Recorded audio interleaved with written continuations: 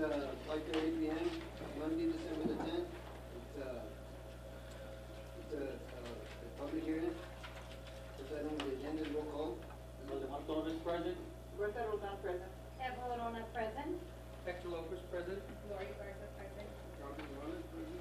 Oscar Lopez present. Next item on the agenda is prayer. Would you please bow your head for one minute silence and remember the ones that have gone by and the ones that are ill in the whole world.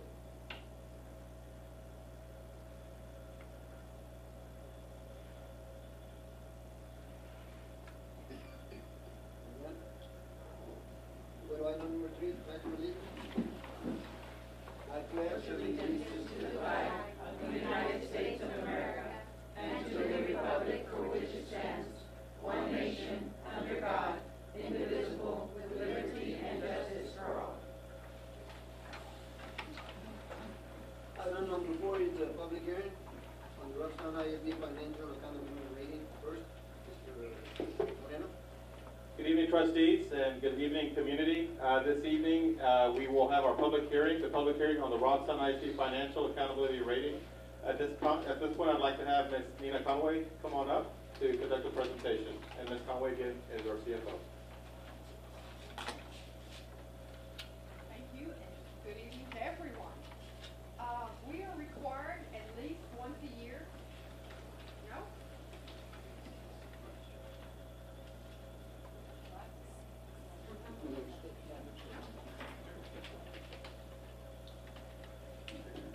Oh, I hear it. All school districts and charter schools are required once a year to present the financial report. It's called a FIRST report, Financial Integrity Rating System of Texas. Basically, the legislation wants us to report to the local taxpayers the financial health or lack thereof of the school district on at least an annual basis. It's quite a lengthy report. I'm going to go through some of the highlights. There are 15 indicators in this current report. It's changing in a couple of years, but currently there are 15. The first 5 are do or die. If you answer no to the first 5 questions, you automatically fail. So they are very important indicators. Once you add up all the points, you get a superior rating. If you earn 90 to 100 points, you get a above standard from 80 to 89 points. 60 to 79 is a C, and below 60 is failure.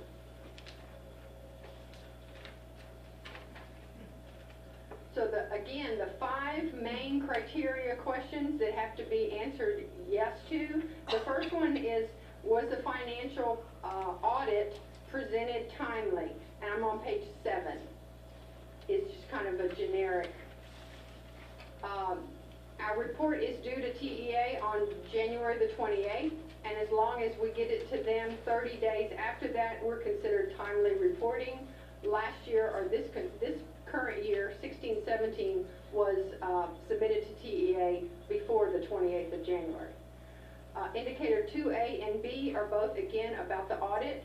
Do we have a clean audit? A clean audit is an unmodified audit, meaning they didn't have to come in and have any material changes. They left it unmodified. The second one is weak controls. The auditors did not say that we had any material weakness in internal controls. So both of those were yes.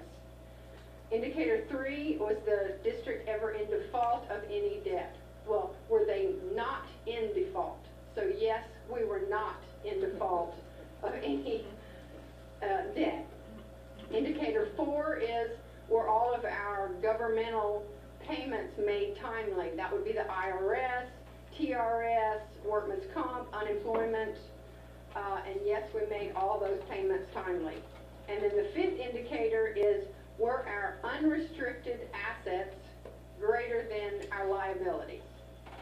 If so, then yes, you earn that point. So in other words, if our liabilities, debt, payments were more than our assets, then we would fail that indicator. And of the next ones, 6 through 15, The first one was real easy. Do we have at least 60 days of cash on hand? And the district actually had over 96 days of cash on hand at the end of August 31st, 2017. Indicator 7 is where our current assets to current liabilities adequate to cover our short-term debt, yes, at 100%. So we got all 10 points. Indicator 8, we lost 2 points. The requirement is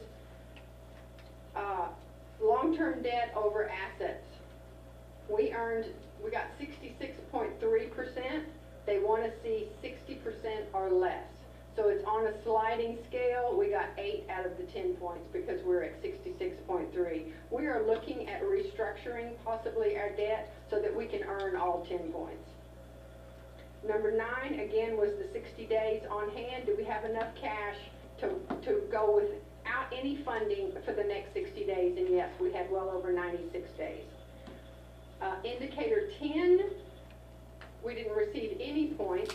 And again, this is based on the 16-17 audit. This indicator is concerning your interest and sinking fund.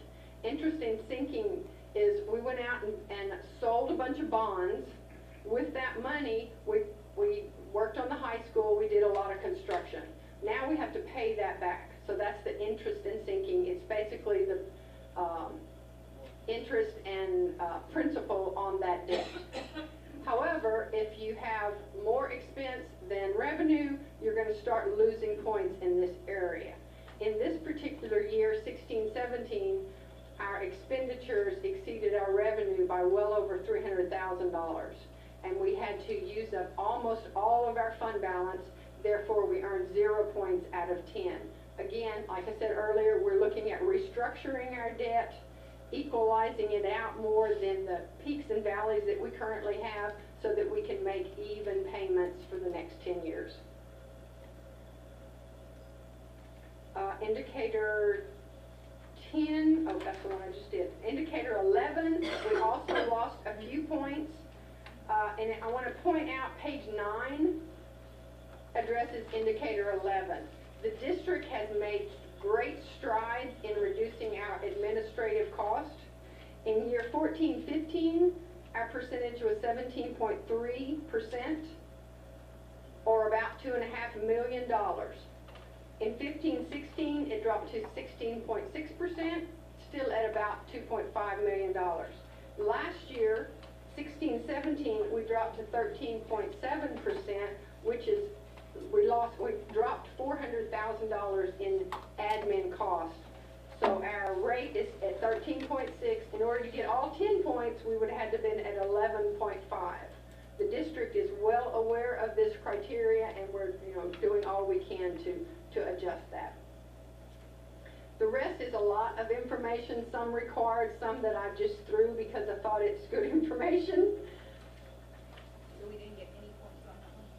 We got 8 out of the 10. The superintendent's contract is in here. It's required to either be in this report or on the website. Dr. Moreno wants both for transparency, so it's also in this report and it's on our website. And then the final requirement is all board members are required to have a certain amount of hours every year, and of course that requires them to travel. So we have to list all board members in the 16-17 year and how much they spent on travel in order to earn those continuing education. We also required to show the superintendent's cost. So that's on page 21. And then an additional requirement is, did the current superintendent at that time have any outside compensation? What the state wants to know is, are we paying the superintendent X amount of money, and then he or she tomorrow is going to go make more money as a consultant? He or she can do that as long as it's not on school district time. So if they take a day off, an earned day off, and consulted with another district, that's fine. You just can't double dip, basically. But there was no instance at all that happened. And the next requirement is, did anyone, board member or superintendent, receive in the aggregate a $250 gift from a vendor, from someone that y'all might contract with? And no, No one did. And the final is business transactions with board and school, and there weren't any in the 16-17 school year. And that's basically the report. Are there any questions from the audience or board members?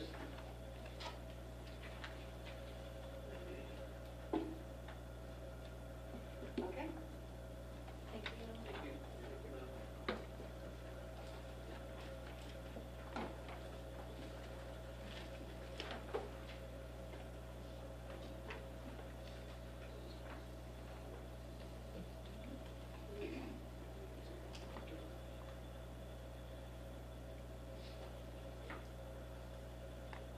At this time, I'd like to entertain a motion that we adjourn this hearing and move till 6 o'clock for a regular meeting. Do I have a motion?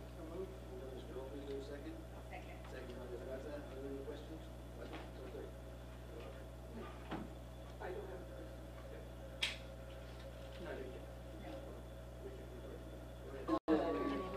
Today is Monday, December the 10th, 2018. We have a regular board meeting.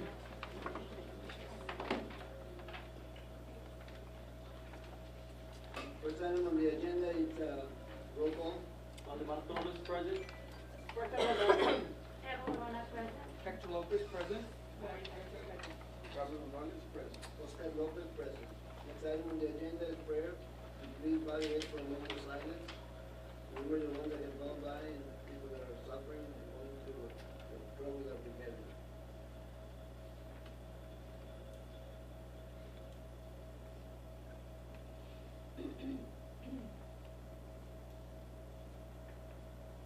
Amen. For the pledge of allegiance. I pledge allegiance To the flag of the United States of America and to the republic for which it stands, one nation, under God, indivisible, with liberty and justice for all. We're now going to item number 4, superintendent celebration. Dr. Moreno. Good evening, trustees. Good evening, community members, and we definitely have some students that we would want to recognize this evening, not only for their academic, athletic, but all the way around as far as all of their efforts in representing our school district. Today, what I'd like to start off with, we don't have cross-country, and that will be brought until January at the coach's request. But we will have Coach Garcia, our athletic director. Coach Garcia will come up and he wants to recognize the football all-district selection. Coach Good Garcia. evening, everybody. Good evening. They're running a little late. Okay. I'm gonna use my coach's voice. Thank you, guys. We have a group of young men we're gonna recognize for all-district football, and we also have some young ladies for all-district volleyball. We are in the middle of season, so some are at basketball practice, some are working concession, and some are finishing their powerlifting practice. So I'm hoping they're trickling in. I see a few right now, and whether they're here or not, we're gonna recognize them. Alrighty, so let me go with the football, young women football. Alright, first of all, let me recognize the ones that aren't here first, okay? On the offensive side of the ball, we had a couple honorable mention selections. The first one being Ivan Naranjo at offensive tackle, he's a senior. And we had Dominic Rodriguez, honorable mention running back. They're both seniors, right? On the second team offense, sitting right over here, we have sophomore at guard, Elias Boras. Come on up, Elias.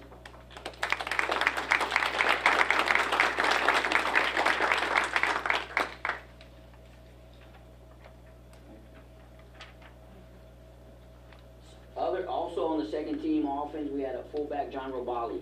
He's a senior as well. Perfect timing, John Robali.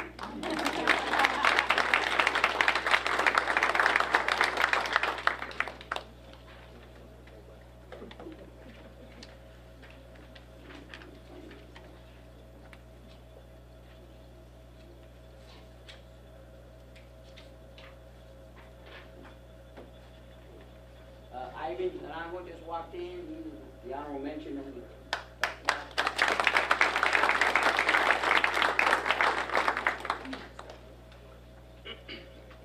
on the side of the ball, Nick Sonati, second team cornerback.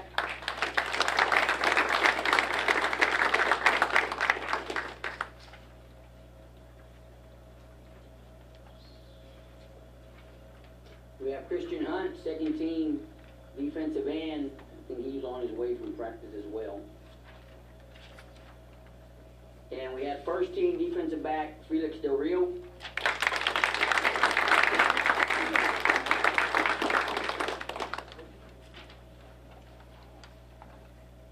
We had a special reward as a utility in the district, senior Gabriel Rivera. He kind of played a little bit of everything from special teams, offense, and defense. And we had another specialist, our kicker, which, speaking to Richard Gillespie, and he kind of is an encyclopedia of knowledge with Robstown sports. Jose Lopez, he's a junior. He tied the school record with a 46-yard field goal. And he was also recognized as 17. We have one more. The district does something unique. They recognize a special team player, one for each team, and our representative is senior Andrew Suarez. Guys,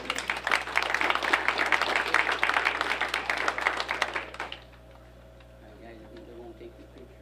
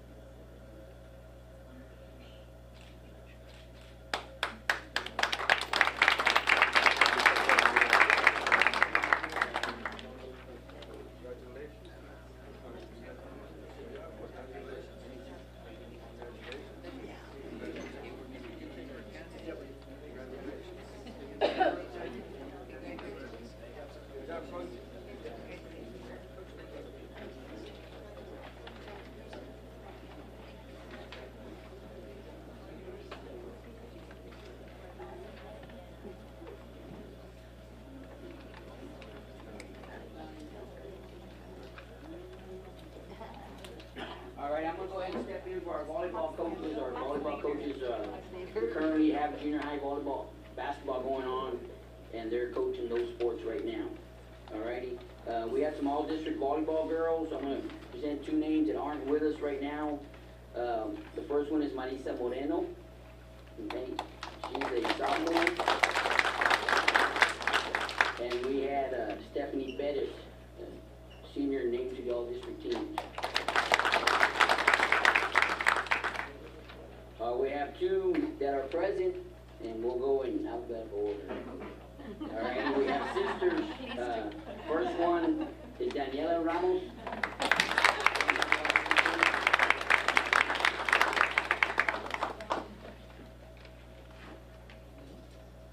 I don't know if it's older or younger sister. But, we have Gabriela Ramos.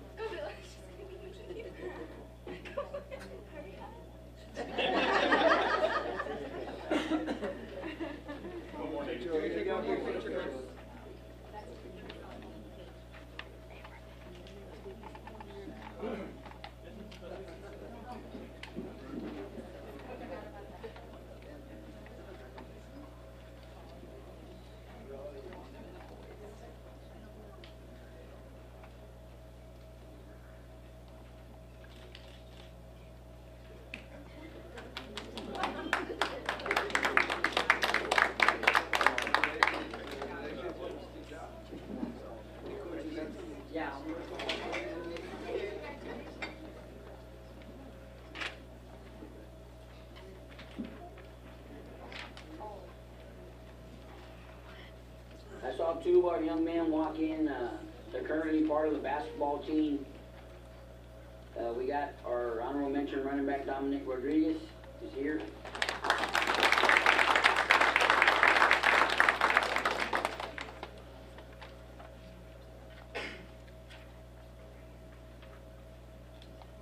And second team, defensive end Christian Hunt, also a senior.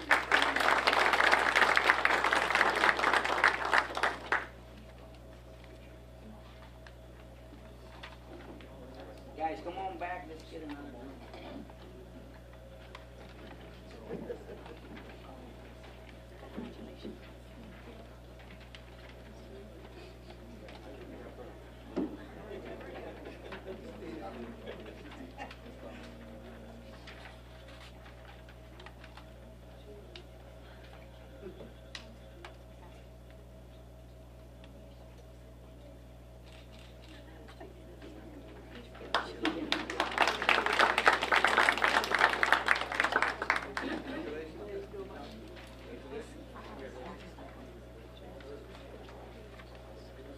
Now, Coach Gonzalez is looking forward to January. We're going to recognize our cross-country boys and girls. They had a very successful season, so we're looking forward to that.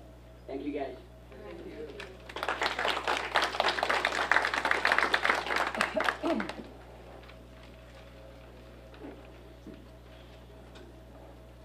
Trustees, at this time, I'd like to have Mr. Papard come on up, our choir teacher from our high school.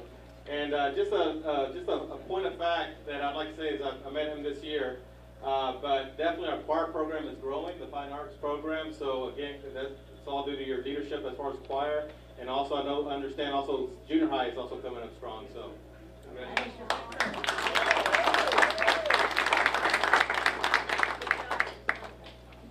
Thank you, Dr. Monano, school board, RIC administration, Mrs. Romero. We're really thrilled to be here tonight to recognize some of our singers. And these are singers that made it to the region level. These are all region singers. And we're really proud of them for their efforts. They had to learn 3 songs in German and 1 in English. And the German was, if you asked them, it was very challenging and difficult. And they had to learn these 5 pieces, and they had to go to a Saturday audition. And they didn't know which parts of each song they would have to audition on until that morning. And then they also, in the afternoon, they had to sight read, which means they had 30 seconds to study and a major exercise they've never seen before. And they had to sing it also. And we had 5 students that made it to the all-region choir. We're really proud of them. And some of them are unable to be here tonight. One is out of town. I have one that's a basketball player. We do try to... and he's like, sir, I don't want to miss practice. And we really try to work with our athletic department, our band department, our drama department. We collaborate because we have to share our students. And so we have a couple that are out tonight for that. But I'd like to recognize the ones who are not here, and then also recognize the 2 that were able to come this evening. The first senior that was, she's out of town. Her name is Lorraine Martinez. She's a senior alto. And she made the all-region choir. Yes, thank you. Sophomore Kevin Ramon is a bass in the all-region choir.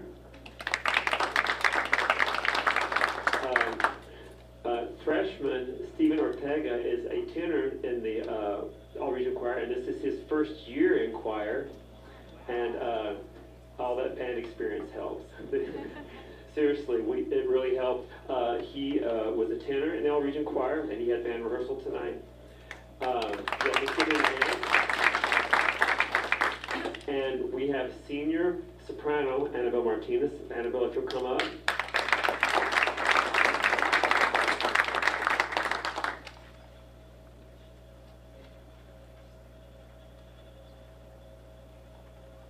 And last but not least, sophomore bass, Aldo Hinojosa. Give me a hand.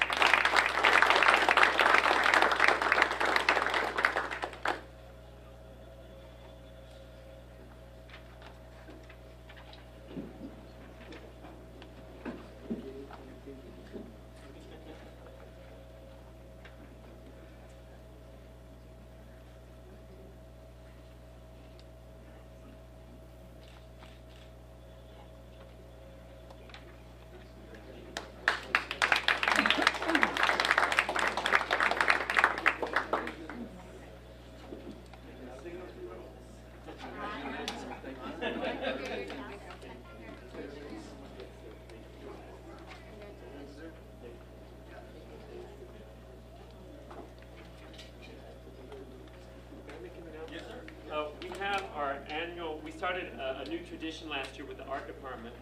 We have our annual Christmas concert / art show this Thursday night at 6:30 at Robstown Early College High School Auditorium. Mrs. Esther Lopez has been our art teacher for many years, and her students are actually doing Christmas-themed paintings, and they're for sale. And they get to, she's trying to teach them some entrepreneurship. They get to keep the proceeds from their artwork, from the sell their artwork. So we'll have artwork displayed in the lobby of the auditorium. We'll have great music happening inside the auditorium with our guitar and our choir classes. So you're welcome to join us at 6:30 Thursday evening. Thank you.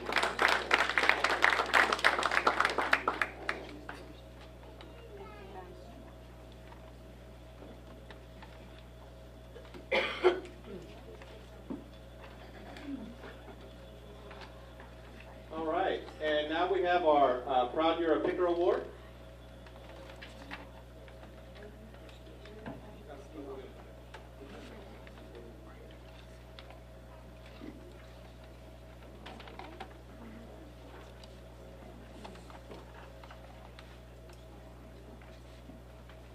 Good evening, Mr. Chairman, members of the board, and Dr. Moreno.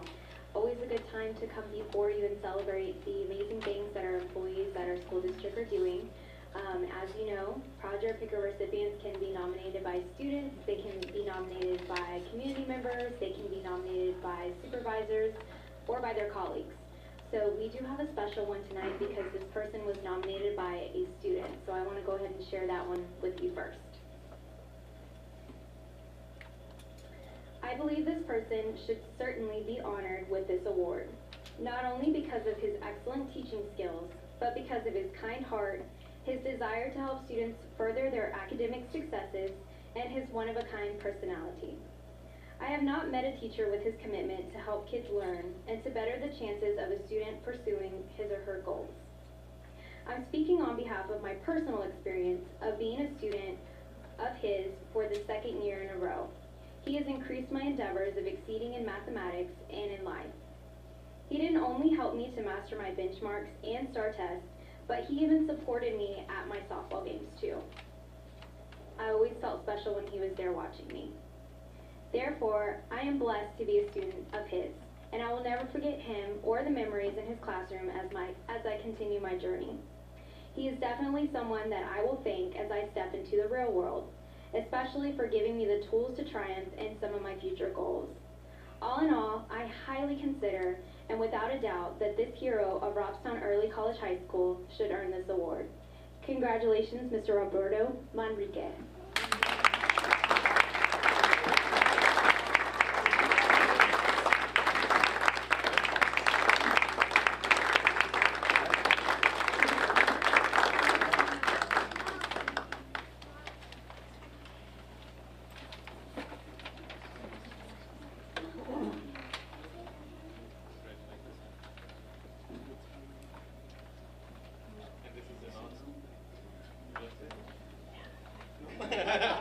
The floor is yours if you would. Sure, sure. And we do have a student here that nominated Mr. Manrique, so Daniela, if you want to come up and take a picture with him.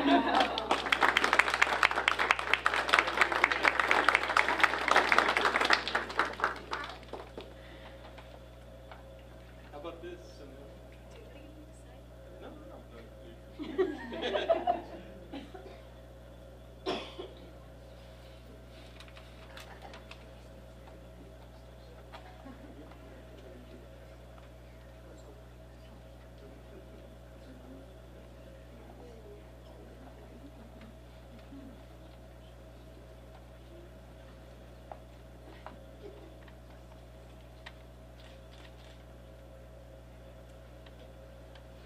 I know we're in the holiday season, but what better gift than your own student to be able to recognize you and be here tonight too. So I know this is a memory he's going to have forever and ever. So, sir, would you like to? You sure? Okay. Actually, I do want to say that sister was also wanting to recognize. They were fighting over who was going to get to recognize him first. So, go.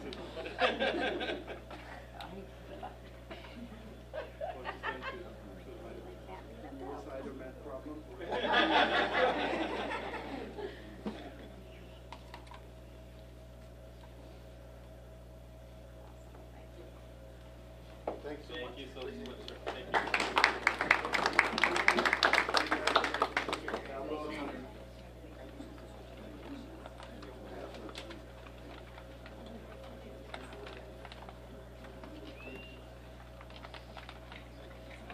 Congratulations. It's always so special when you hear it from the students themselves. That's very touching.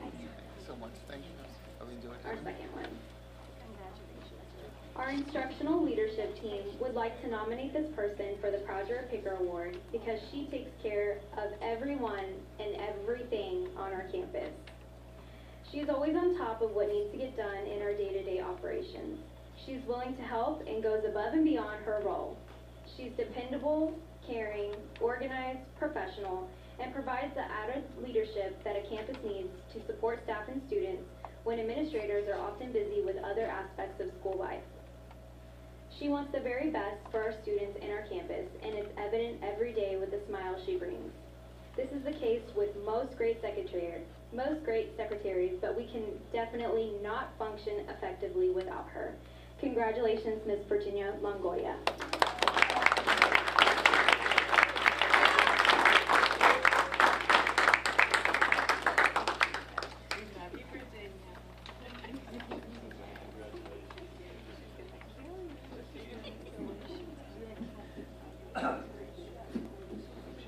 Ms. Longoria, you're being recognized by your staff as a whole for everything that you do. So, congratulations to you.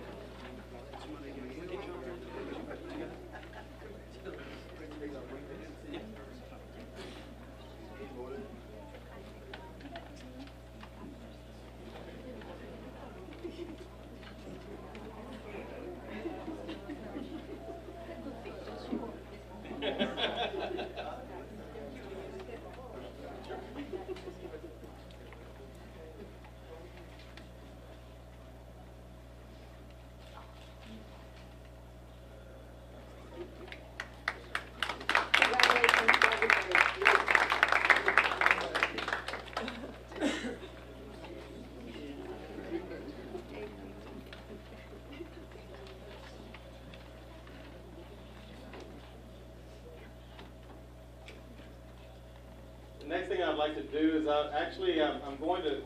we are going to honor a very special young man, but also I would say he's probably past a little bit of the embarrassment. He's actually a local celebrity and beyond. I think he's been all the way down to Corpus Christi. May I have Mr. AJ come on up, please?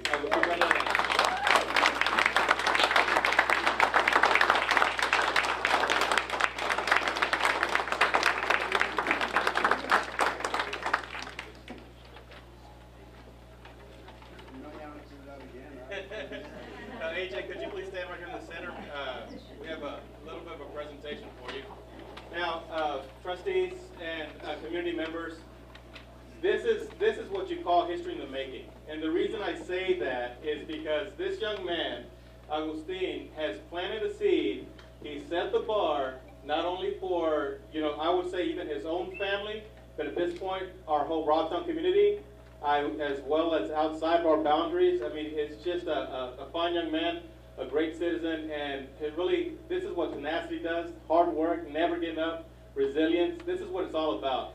And so, AJ, can I ask you to please come up to the podium before we actually do our little celebration for you? And would you mind sharing with us what it took for you to be able to achieve this type of dream?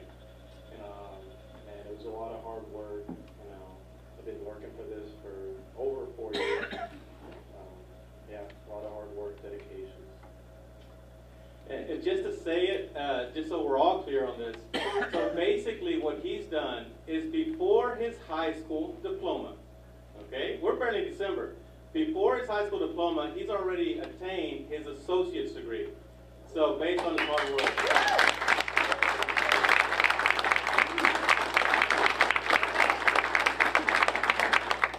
So what I'd like to do in his honor is, along with his parents, his family, to come on up. But we have Mr. Montes. Mr. Montes, would you please come up as well?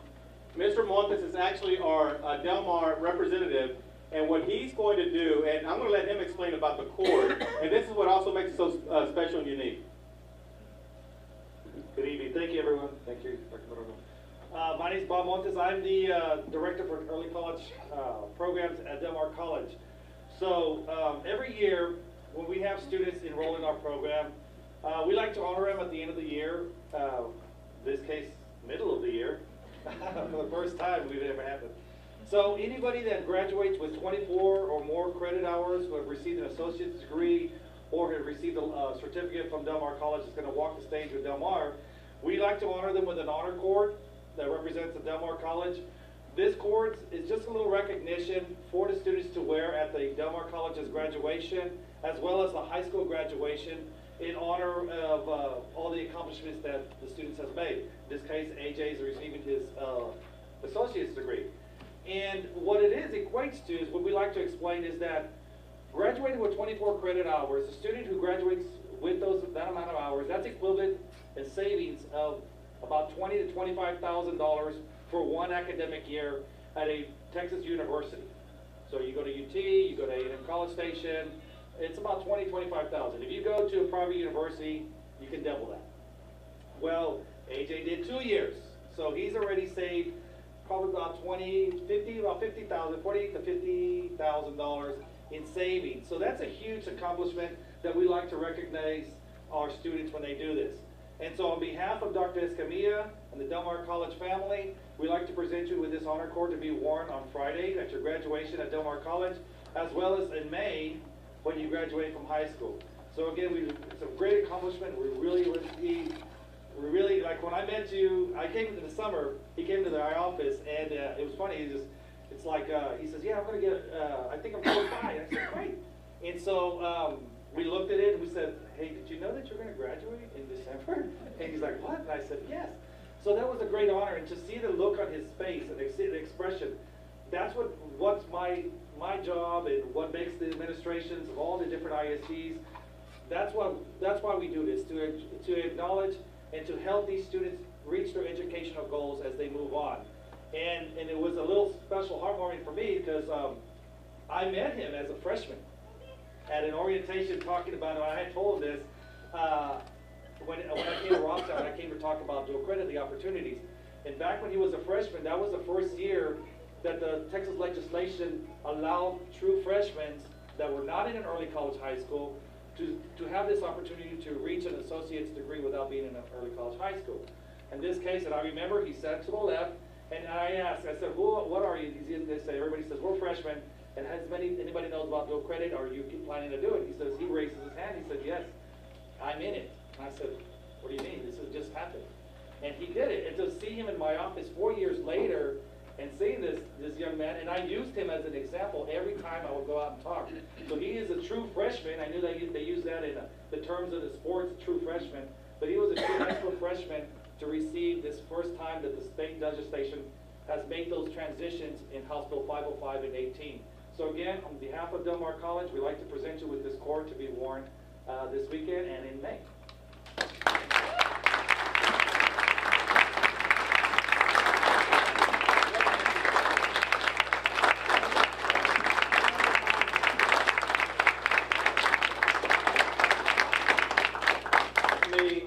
Mr. President, may I also ask his family to come on up and take a picture with him, and also Mayor Vanetta, I believe you're here as well, representing our city as well. Please come on up.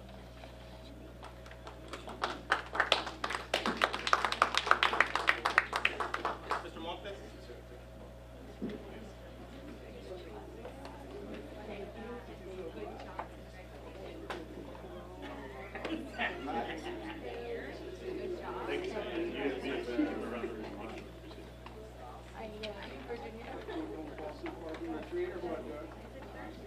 Thursday.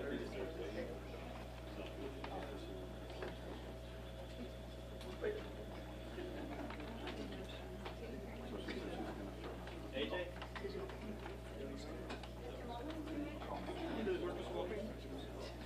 I thought I heard my name. Yes. Anyone else? You're the boss right now. I forgot to mention the part where Jane got met him because Oh, she yeah. was finishing. That's right. That's right. We're waiting.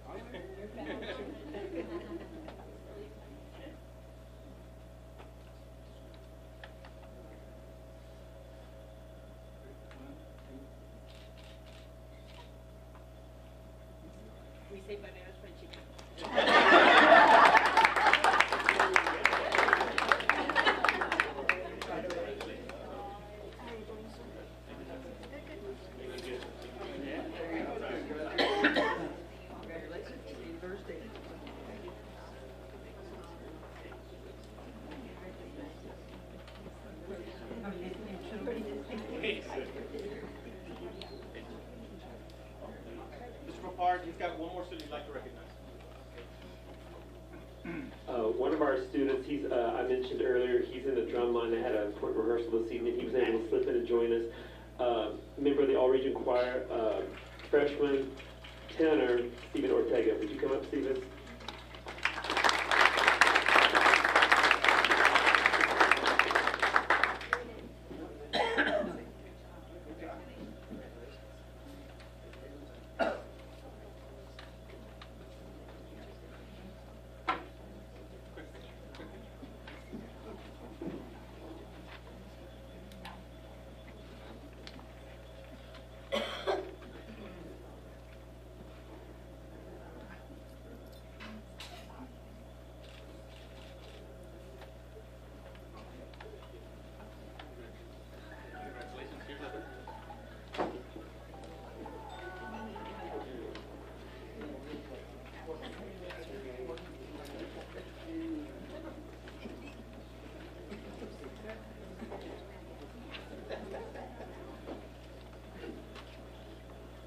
Now, trustees, I know your legs are going to be sore tomorrow, but it's definitely all worth it. That's the greatest reason. Okay,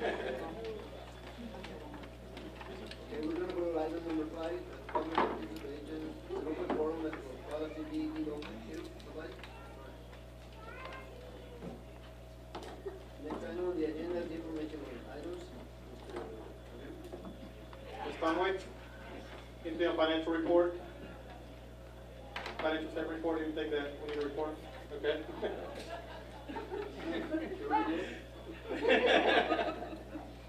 All right, trustees, this is all for information purposes only. Again, our Christmas break is from December the 20th through January the 3rd. On the 4th, we'll be coming back. Correct, Ms. Ivas? On the 4th is our first day back? On the 4th, we will be... Third. On the 3rd.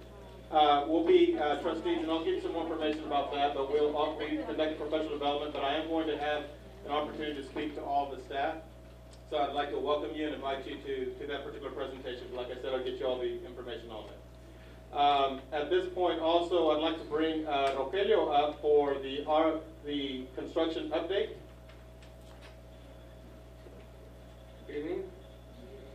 Okay, so just to give you an update on what's coming up for journeyman on phase 1 of the construction for the main part of the high school. We are still pulling the retainage, awaiting some minor items and some punch list that needs to be completed. We're anticipating that to happen in the middle of January and through the holidays. As for phase 2 with the DLP, they are scheduled to finish the exterior of the high school, meaning the fur down in the front and the signage and all of that stuff during the Christmas holidays. And the reception desk inside has already been manufactured by Hoffman Company. They're a millwork company out of Corpus, and they have it in their warehouse. They're just waiting to bring it over and install it. On that, we run into a little bit of an issue with who's going to do the demolition of the interior. During the previous administration, we were tasked with asking for several contractors to get a price on completing that, which is tearing down and then demolishing the existing desk, doing a trench from the, I don't know if you walk in, there's the new desk is going to be right in the middle, and then there's a small electrical room right behind there where those glass doors are. So we need to bring in some conduits from there under the slab, through the slab, cutting out the slab, and patching it all back up to the new desk.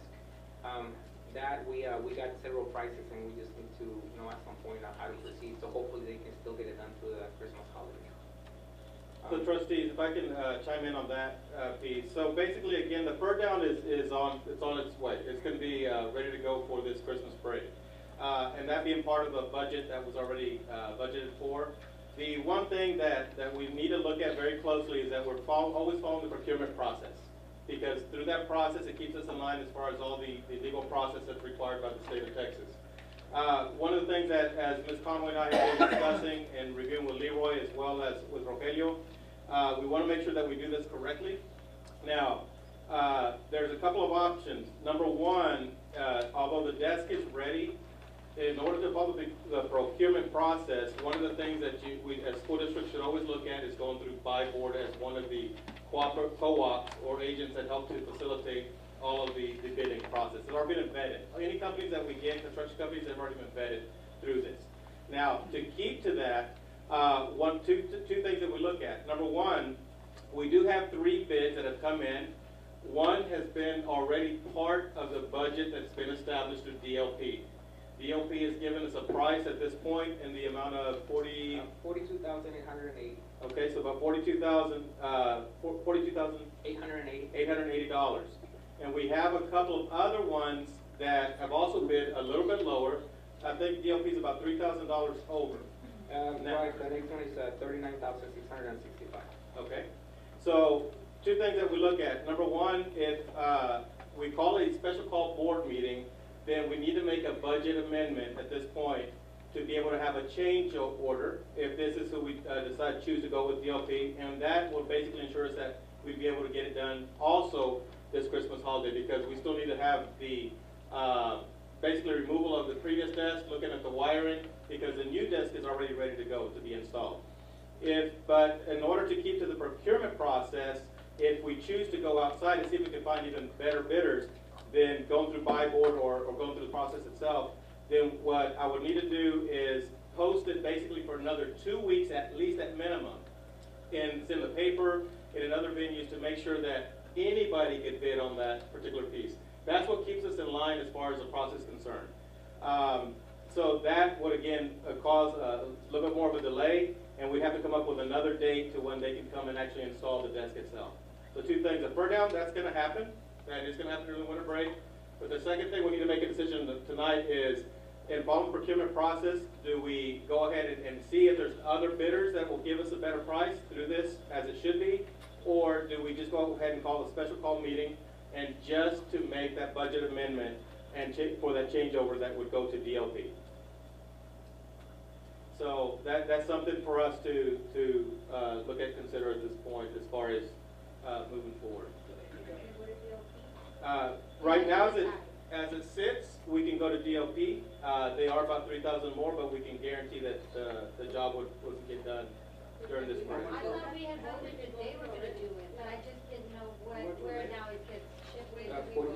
And And here, we gave them phase 2. Don't you have the authority to hire or award anything under 50,000, and can't you handle it like that without having to go to? Yeah, well, if it's a special case, and Ms. Conway, if I get stuck, if you could also help me explain it.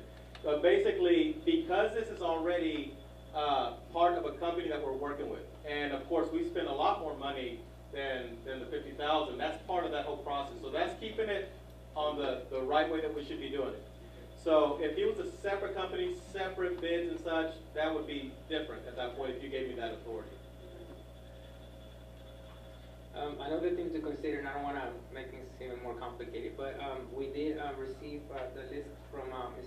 Conway, and we contacted whoever was on that list that was part of iBoard that would be able to work on this. And we only got one in Corpus, and that's Spa Glass, and they told us that they were not interested, that it's too soon and it's too much work to do. And the other companies were all in the Valley and San Antonio and Austin and Houston, and it was just too much for them to do this small of a job from that far away.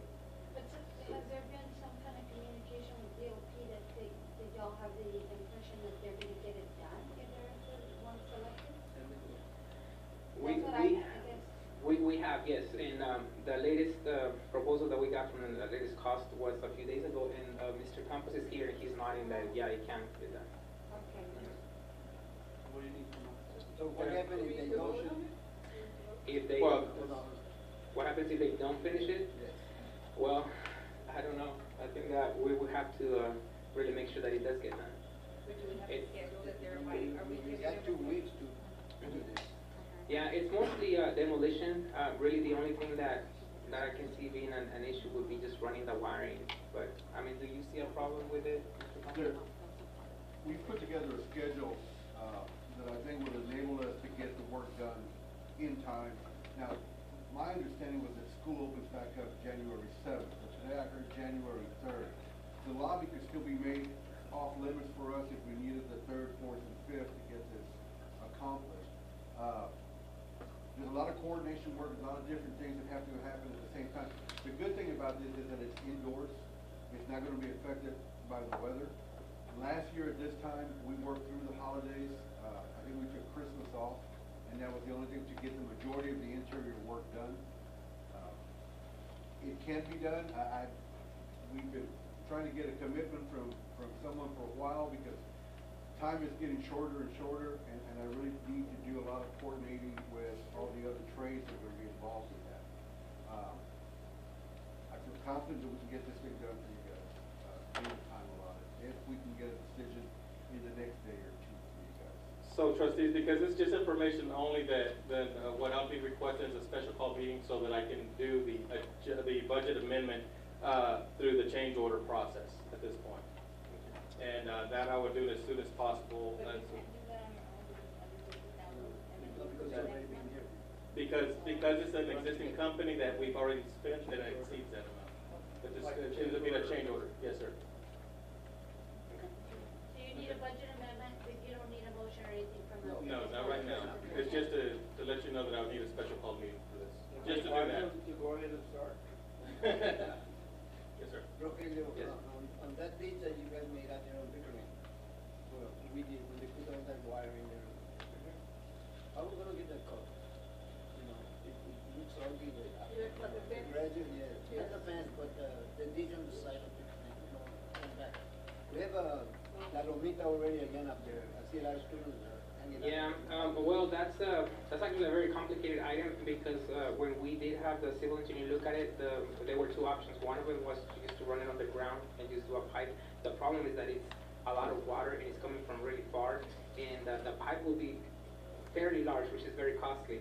The other problem is that once it gets onto the ditch itself, then we're in city property, and there's like a catchment area there, and you can't dump that much water into their alley, whatever that's called, their drainage system. So that was basically, we couldn't go that direction at that point. You couldn't get it covered, putting the dirt back in there? Well, no, because then that would be running it on a pipe, and if we do a pipe, then it exceeds, I believe at that point was 12 inches, the diameter of the pipe that we would have to use because of all the water that it needs to carry.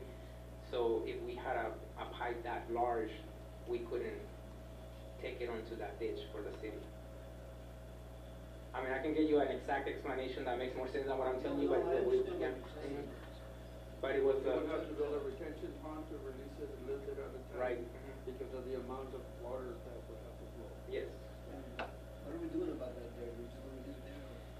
Well, it's supposed to be like a berm. It's supposed to be a burnout of the coaches. The coaches use it as a workout area. They use plyometric drills up and down during the off season. The football uses it, the track uses it, and some of our athletes use it. So that's what they wanted. And in the 80s, here, if you guys have any questions on it. Are we talking about the leftover? Are we talking about the leftover dirt that was Yes, left? we kept it there because it belongs to Robson ISD, and we were gonna haul it off, and we decided we wanted a workout hill, a training hill.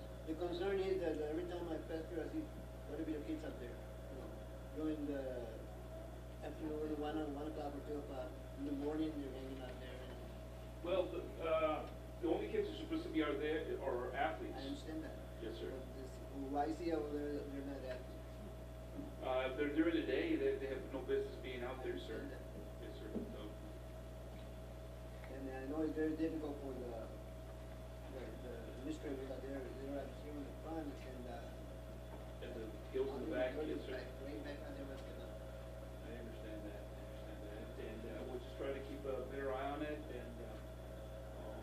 And like I said, the only people that are out there are athletes. Those are the only ones that are supposed to be out there. Are you saying like before school starts? No, during school hours. During school hours. Shouldn't they all be monitored anyway in their classrooms? Well, we got our softball girls out there. We got our football players. Now football season's over. They're using it as a off-season workout. And I know that the cross country and the track uses it a lot as well, sir. But no one's supposed to be out there between those hours unless they're supervised by our coaches. That was my concern. question with regards to the fence. The wrought iron fence. So you're talking about the one that, The wrought that iron will, fence that they went back and added just some bars across. Yes, there should be coming in Thursday, and we're gonna cut it off, lower it some more. We made some modifications a couple of weeks ago, and we're just gonna come back, lower it, and You're maybe. gonna lower it, or you're gonna, because it appears that it's gonna be staggered, is that what you're gonna do, stagger it down? Yes, versus ma'am. keeping it at same level? Well, that was our intent, so it can be uniform, that's what our intent was, and the gentleman who built it. And there is a lot of dirt that was eroded throughout the year, right next to the gas meter. And our plan was to come back with about 10 to 12 inches of dirt, but temporarily put that pipe in there and leave it there. But now I got some more information that we want to stagger it. You got some dirt in the back? We got plenty of dirt in the back. We got plenty of dirt, and we just need to get out there as soon as it dries up. And in the front, there's some areas that also are low enough to where a dog can get in underneath too, you know, and that could be a problem for the kids. If we got some dogs coming into the ground, it could be, a safety issue for our students. Yes, ma'am. So, we need to make sure that the ground, the fence is not to where it's too high up, that animals can get under there. and Yes, ma'am, I'll look at it personally tomorrow, ma'am. I'll try to find those areas, and we got plenty of dirt, we can fill them up and take care of that. Sure, the dog catchers out there. You can't imagine. No, I've noticed that we can't pick up any more dogs during our school because the kids start crying and they take pictures. They were taking the dog away. Oh, take it home, Mija, take it home, you know. I'm the bad guy for picking up a dog. So. We don't want them to get in there. Yes. Thank you. And also, I've got another question for probably you, Leroy. The construction over at the barn, at the ag barn, how's that going along? Well, we painted, we power washed, we painted it, and we're working on, again, on some plywood vendors, construction companies to finish the rest of the project. And we ran into a little hiccup when we signed the contract with the county. Apparently, we had put those fans we were going to put in there. They put 16-foot fans, and they're supposed to be 14-foot. The company does not make 16-foot fans, so there's got to be an amendment there. We can change it if we fix it, or ask them if we can do it. But we cannot put. They don't make 16-foot fans. Okay, so my question is, we have our students out there still, and that was the purpose Yes, ma'am. of us getting the ag barn in time for the students. Yes, ma'am. So when are the students gonna occupy the building? Ma'am, the building can be utilized already. According to the ag teacher, she said, we don't need it. We don't need it at this moment right now. I have all the animals. We're not gonna get any more animals. At any time, they can use it if they wanna. She knows that, Miss. She knows that? Yeah, she knows that, and as a matter of fact, I speak with her twice a week, and anything she can utilize it for winter or whatever she can. But she goes, I'm not gonna make any modifications that on my behalf. We're not gonna get more animals, more goats or lambs or pigs. So do we have the gates inside already? Have we bought those and the pins? No. Okay, so we She have said, the apples yes. there then. We can, and she said, she goes, Leroy, honestly, to tell you the truth, we don't need to put the animals in there. And she's the ag teacher, so I can't go against her, you know? So, and we're here to help. We're here to help the department. We've helped them a lot, and I'm following her lead, and whatever she needs, we'll help her out. We've been helping her out with lights and fans and whatever she needs. She goes, they don't need to be inside. You know, I go, what about a freeze? Yeah, that was my concern. Yeah, Students, not so much the animals, I care for the animals. But she as well. knows, Our I gave her, students are she's got out my there. cell number, ma'am, and we're here to help. You know, this week, last week, one of the gates fell, one of the parents was feeding, and we were there quick, picked up the gate back up. We don't want any of the animals to get out or run away. But,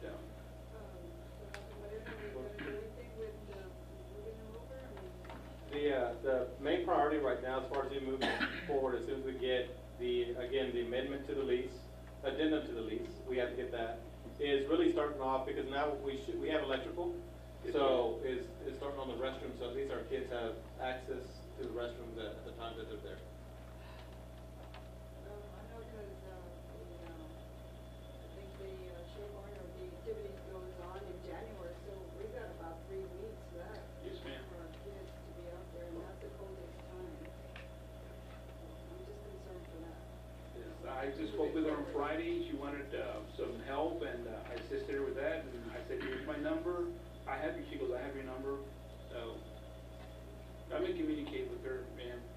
I guess the main concern, Dr. Williams, will only be if we're spending money for facilities, we want to know that it's being utilized, but if the money's not needed, then we can use it somewhere else. It's definitely needed in the long run because it is a 5-year commitment that we have at this point. So, and the thing is, even through the procurement process, we need to make sure it's done correctly. We don't want anything that in the future to come back to our school district because of the proper channels weren't followed. So we're going to make sure that we do things right. You know, it's one of the things that, again, and having Ms. Conway on board too, she's really brought to light some good processes in place that in the long run it's really going to represent our district well. So. I understand it was just a concern with the fan? Well, because it's all part of the one big lease agreement. So that has to be revisited as well. All right. Did she recently, or instructor recently, did she okay, was she included in any of this agreement? Or has she? That was before she got here. So now she's looking Now, at it and see. correct. I can see where, because it's like short, would it be beneficial to implement that right now? That's what I'm saying. I mean, why wouldn't we? Whatever As she a wants. parent, I don't think that it would be at this point, only because they're already set up in there. They have their pins. Now, again, I really couldn't tell you. I mean, right now we'd have to take her direction if that's what it is. I know that with Ms. Romero, they've done a good job too communicating for specific needs. They go through Ms. Romero, they CC me along with Leroy. So, you know, she's getting what she needs because we want to make sure that we build on the program, continue expanding it. So it's gonna take a little bit more. We're gonna move as quickly as we can. Thank you.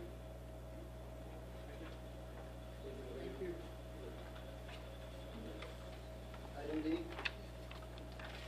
Trustees, again, this is information only, Winter Governance and Legal Seminar on February the 21st to the 23rd. We also, just to make sure we clarify, what you have is you have the board and superintendent goals, again, from our previous teaming meeting. All I would like, trustees, at this point is if you have anything, suggestions you want to turn into me, give them to me tonight, and if not, then we'll continue looking at this in January. The main thing, the biggest part is the board and superintendent goals. Again, like we discussed at the previous teaming meeting, there's 5 different areas that really encompass the overall operations of the school district. The board operating procedures, I think that's one that we can take a little bit more with. We'll make sure that we do that correctly and get your input on that. So what I did today is I provided you a cleaner copy of the board operating procedures. I did a lot of updates just as far as the font, just the outlining processes such as that. So this could be your master to really start working on to edit. I've also included some of the areas from our previous discussions already in there. I know one of the topics we talked about was cell phone usage, and that I embedded some language in it.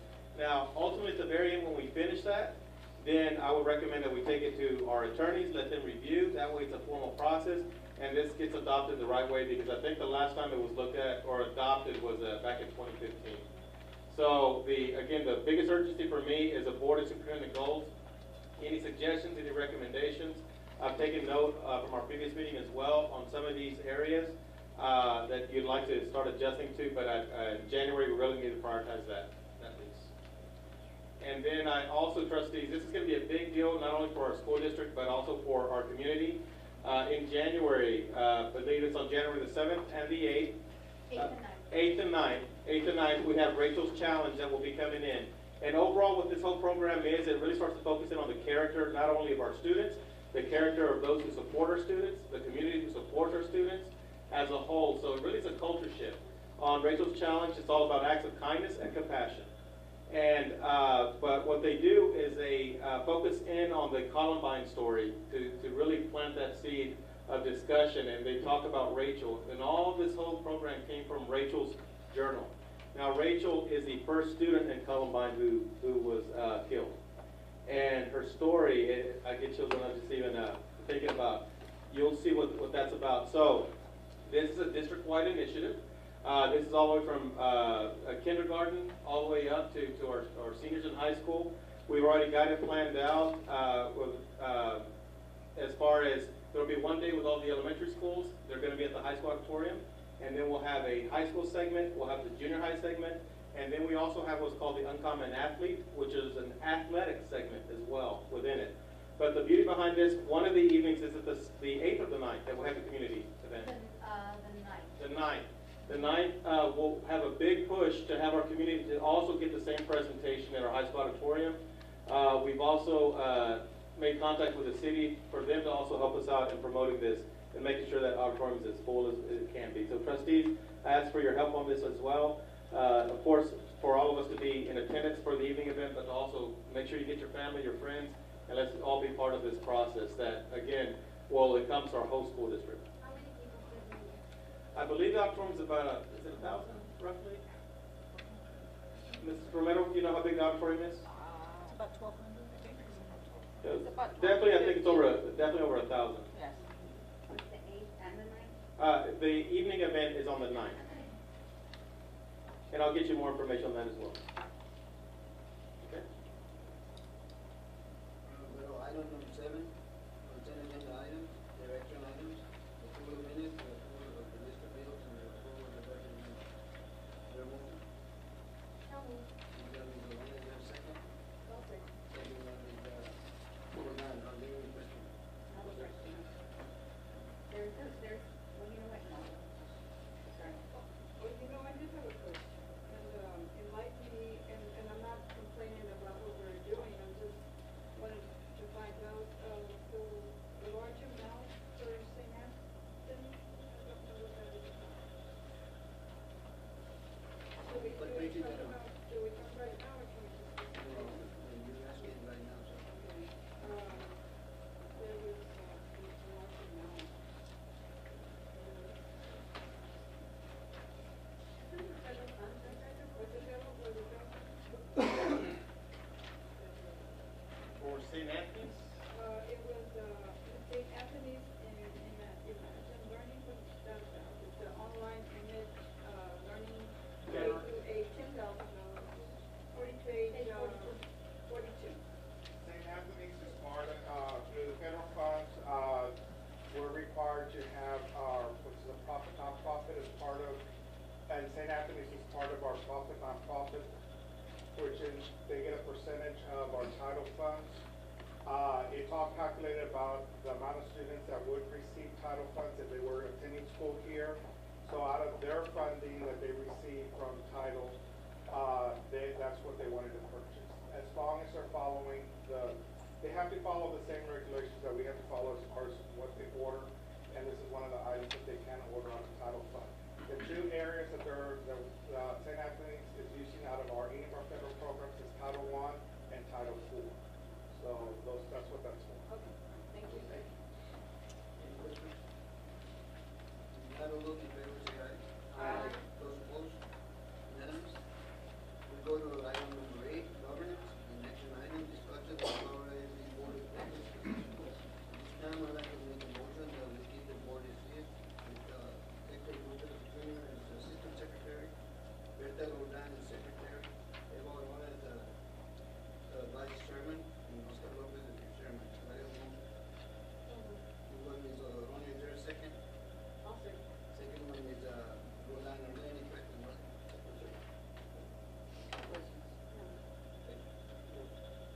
I have a question. So is this, because I'm confused, is this something that needs to be done after every election?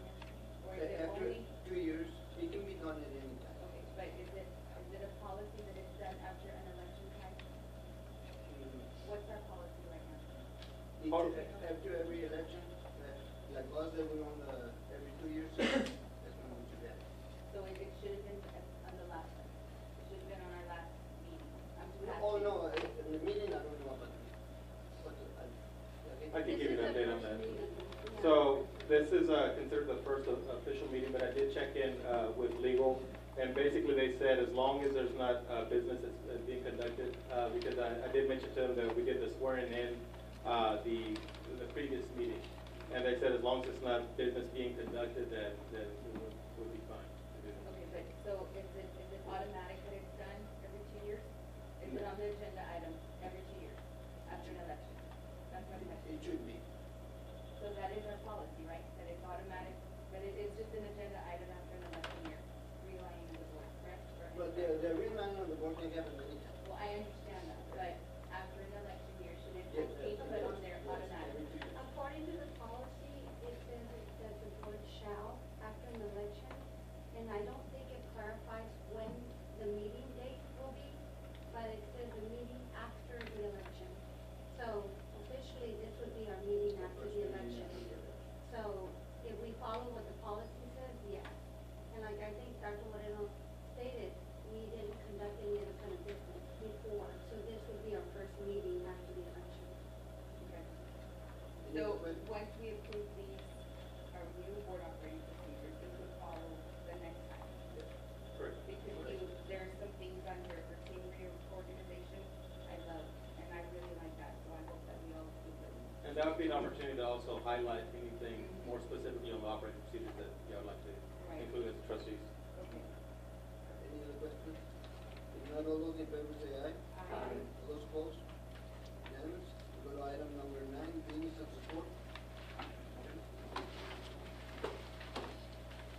Trustees, at this point, would like for your approval to discussion and take possible action on the approval of Robstown ISD Financial Accountability Rating, the first report that was presented today. It is recommended from staff that we approve the Robstown ISD Financial Accountability Rating, the first one. Do I have a motion? Moved by Mr. Lopez, is there a second? I'll second. Second by Ms. Fortan, are there any questions for me? Okay, no, sir. Gloria? I do. On indicator number 8, we were missing 2 points. Do we have enough time now to reflect that into next year's accountability report? Do we have enough time in this year for it to affect our next accountability report for indicator number 8? Because half the year's over, right? Actually, we have enough time to change any of All them, of them, because the okay. audit is not finished yet. When I do get a draft of the audit, I'm gonna run all those numbers, and if there's, any way that we can recode someone or whatever to make us look as good as we are, then we'll do So that. we're gonna get 100? Yeah. At least a 90. Any other questions? If not, all those in favor say aye. Aye. Those opposed? Unanimous? We go to item B, action item, discuss and consider approval of legal services. Trustees, what I bring forward today is for you to discuss and take possible action on the approval of legal services from Broadband Legal Strategies. Broadband Legal Strategies is a law firm that completely focuses in on E-rate funding. We actually got some great news just as last week. The total amount was $609,000 that through the appeal process and going back, and what year was that one from? 2009. From 2009. That shows, again, when you're steady about the appeals and you provide all the information, that was funding that did come back to our school district just recently. But broadband services, again, would be continue to provide that consultation service that we need right now for some additional areas that we're looking at, starting back from 2002, 2004, 2006, 2008, to make sure that we have the best representation to do that. Lots of school districts right now are having to do this, and this is the law firm to go to through our research. My recommendation is to accept this contract with Broadband Legal Strategies, Legal Services. We accept this legal services contract. Do I have a motion? Ms. Corona, is there a second? Second by Mr. Lopez. Are there any questions? All those in favor say aye. Aye. Those opposed? Unanimous? We got one more. And approval of mineral.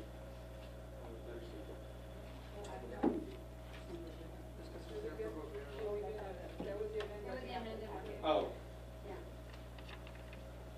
Okay, so this next one is letter C, discuss and consider approval of interlocal agreement with the Education Service Center, Region 19. So trustees, what I'm asking here is for your discussion, consider possible action. And what this interlocal agreement does, it's kind of like buy board. It allows us to be part of a co-op. And one of the big things that you'll start to hear and see quite a bit of is that we're really looking at our early literacy push, because we know if our kids are reading on level by the time they leave second grade, that there's a greater chance that our kids are going to graduate from high school. And I'd like to share this one statistic with you. There's a statistic that says if a child is not reading at or above grade level, by the end of third grade, there's an 80% chance that they will not graduate from high school. So literacy is important, and making sure that we start early, not only from kinder, but let's go to our pre-K. Not only pre-K 4, guess what? Here in Robson, we have an opportunity to start with our pre-K 3s as far as what we do, as far as monitoring our kids. But this whole K second push that you'll start to hear a lot about, it would start already in January. So one of the things we'd like to do with this interlocal agreement is working with Scholastic. Scholastic will be providing one of the first trainings to us on guided reading. But also with that it's twofold, because we'll also start looking at materials needed for our whole push with balanced literacy. Balanced literacy is a framework of reading, of literacy, and they can already start the training. Our schools, our 2 IR campuses at the elementary level will already begin also looking at the materials that are needed. I did meet with teachers, our K to second teachers, I think it was the week before last, and we had some discussions, but that doesn't stop at second grade. It's all the way going to be up to 5th grade and then beyond when we get to the middle school level. So this actually gives us a head start early on to be able to get things going this year, because next year there's going to be a huge, huge push for literacy.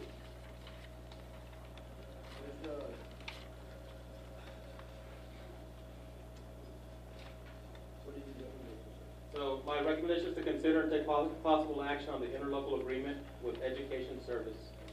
Recommendation from staff that we approve the interlocal agreement with the Education Service Center, Region 19. We have a motion to approve. Moved by Mr. Lopez, is there a second? Second by Ms. Armona. Are there any questions? Nobody? Okay, all those in favor say aye. Aye. Those opposed? Unanimous. We go to item 10. Personnel, at this time, I'd like to go to executive session on the code 551. And exactly 7:08 p.m. Second. Any questions? If not, all those in favor say aye. Aye. All those opposed?